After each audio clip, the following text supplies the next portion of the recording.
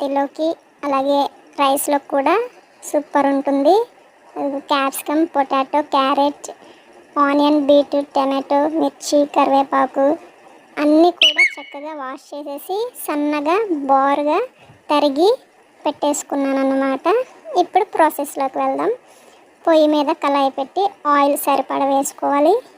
ఈ ముందుగా తరిగి పెట్టుకున్నవన్నీ కూడా 1 by 1 చక్కగా వేసేసి అంతా కూడా చక్కగా తిప్పేసుకోవాలన్నమాట.